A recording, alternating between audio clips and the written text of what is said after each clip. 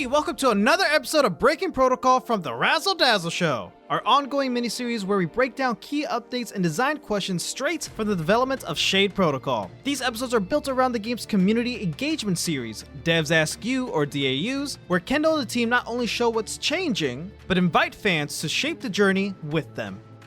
Today's spotlight takes us away from weapons and mechanics and enemies and into something more personal. We're looking at one of Shade Protocol's key companions, Clayre, a bright, loving replica who represents one of the game's most important themes, hope.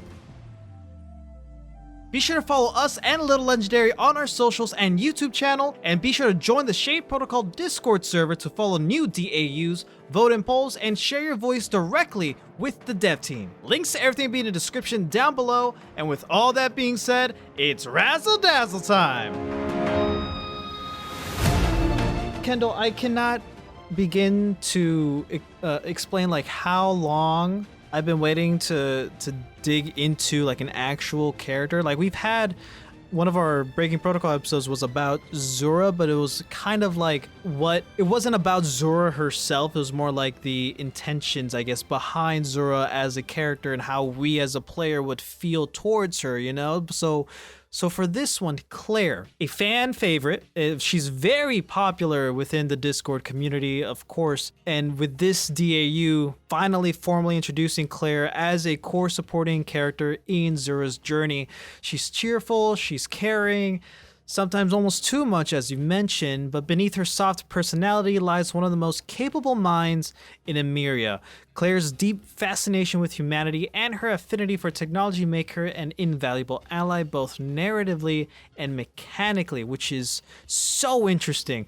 Her introduction also emphasizes the emotional side of Shade Protocol's story that we have yet to touch on, I think. In a world struggling against extinction, Clayre's optimism and loyalty reminds us that hope can be a dangerous, powerful thing, something the game Shade Protocol treats as both a theme and a survival mechanism. To start, what made you decide to center Clayre as this concept of hope? Where did that come from? So I have a friend of mine, I guess, like someone that, you know, we don't talk anymore, but we were much younger. Like I remember we used to really talk a lot about, stories and things. You know, when you're a kid, you're so excited with fantasy. And I remember like this story about, you know, pretty much like the what is it, Pandora's box, right? And this whole idea of like,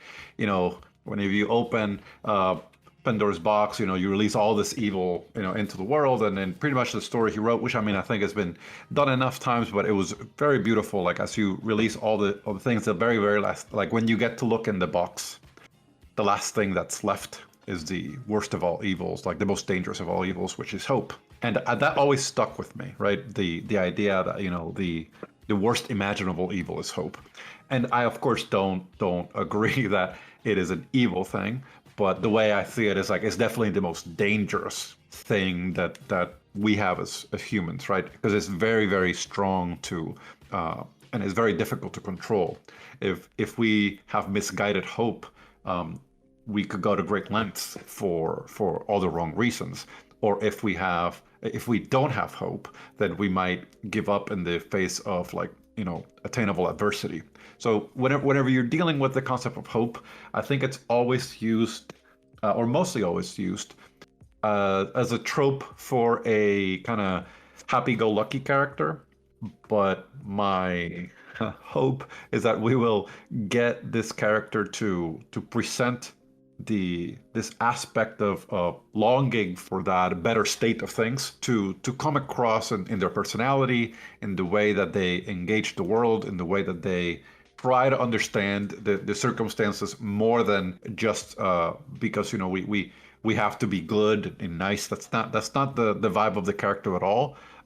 They suffer the same way other characters suffer, but they definitely feel more than your average character, because in their mind there is a better tomorrow, and for them the stakes are always higher. So finding a way to get a character to come across as, even when everybody else could be hopeless, they always kind of find a way to see the good that could be had, if we just try a little harder. It's a good dissonance between that and the reality that these characters are living. Because from what I've told you guys before, you know, in the state of the story, the very beginning of the game, there's a faction called the Xaviers, and these guys are hunting you down. Like they are, pretty much hunting down the last remaining, humans in the world, pretty much to completely eradicate them. And it just so happens that the replicas of the group you're part of, are protecting these last remaining humans, the ones that you know of, right? So whenever you're in that situation, it is very dire, right? It's very, I guess the word is like you're pretty much like waiting to be defeated. Like there's no winning against an entire army when there's only so many of you. But that's kind of part of what the game's about. In that world where many might not think that there's a way out of this, or they might think the only answer is survival.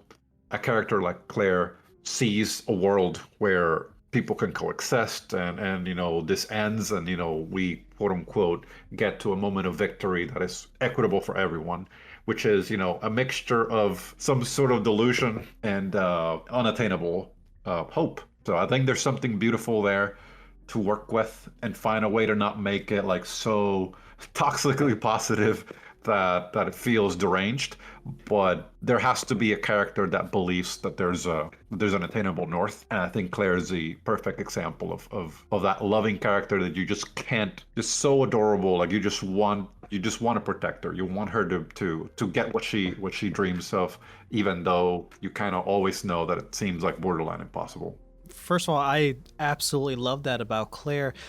Real quick before I ask like the next bigger question, which character was written first, Clayre or Zura? Which one like came first within your writing process for these characters?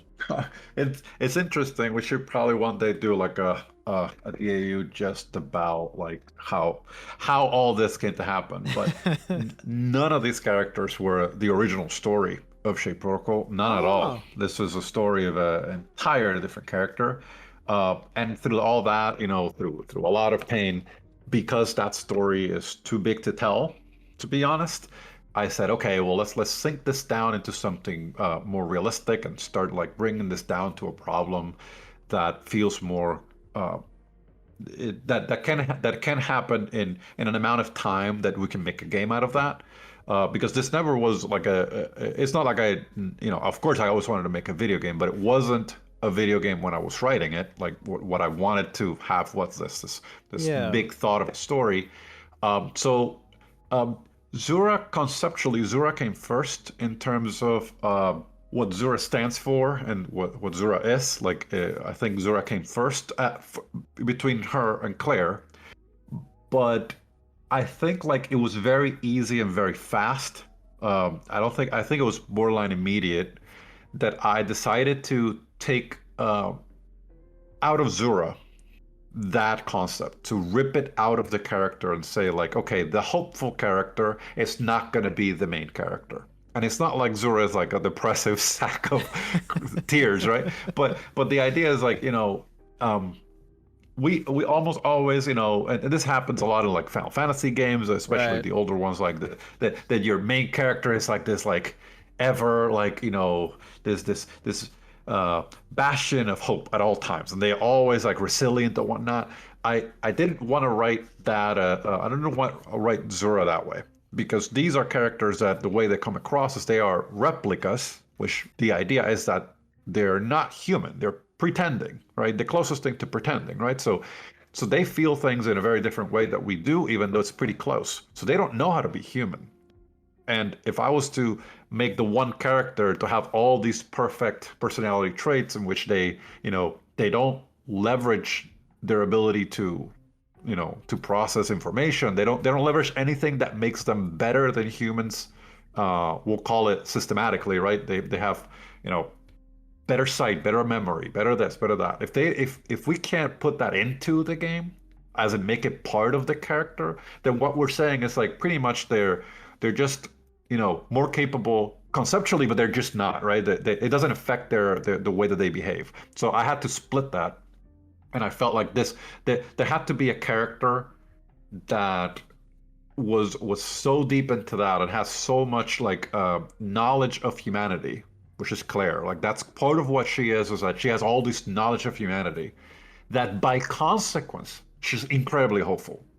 So it's not like she was programmed to just be hopeful. That's not like what's happening here. These replicas are alive and they get to choose. So the beauty of it, the love letter to humanity that this game wants to be, is that Clayre, knowing so much as she knows about us, is not despairing. She sees a future where, we will get out of it because that's what we do.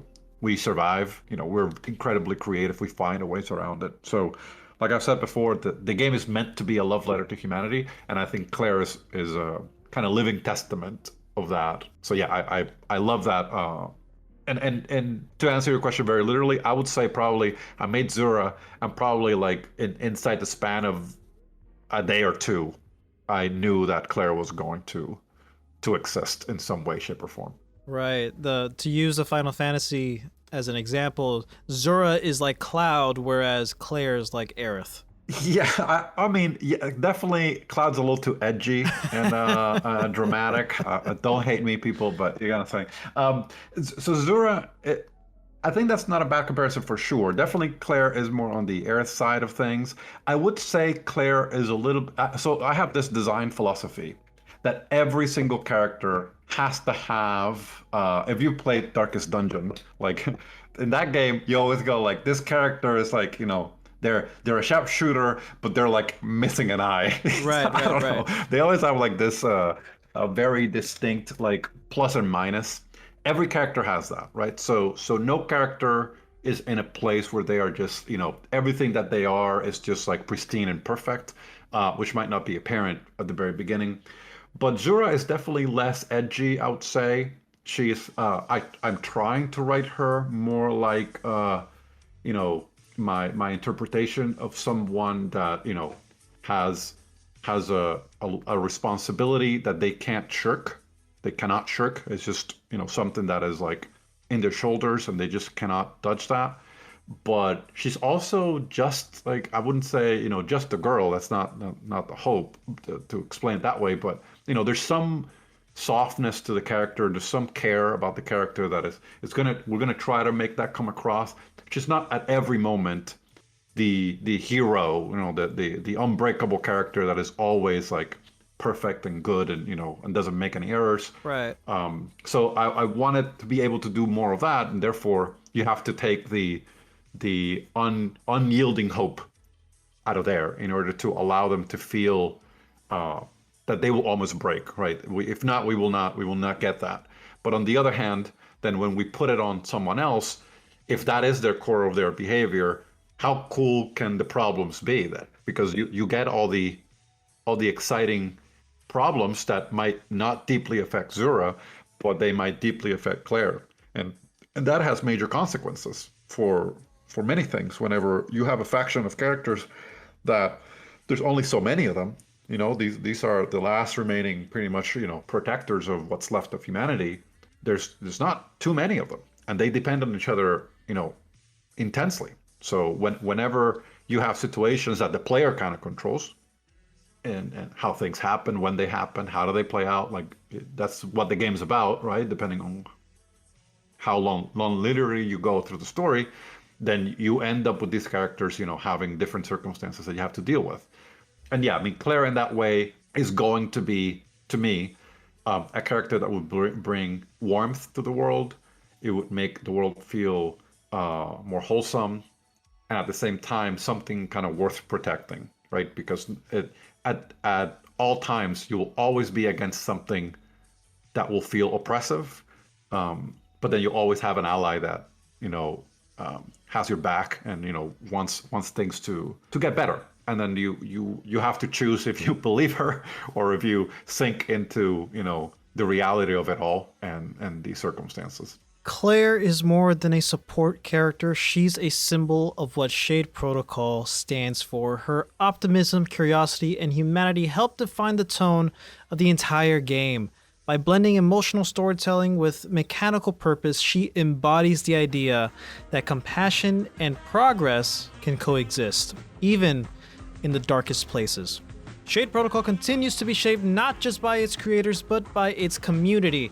Whether it's refining how story is told or rethinking player immersion, every DAU opens the door to deeper collaboration.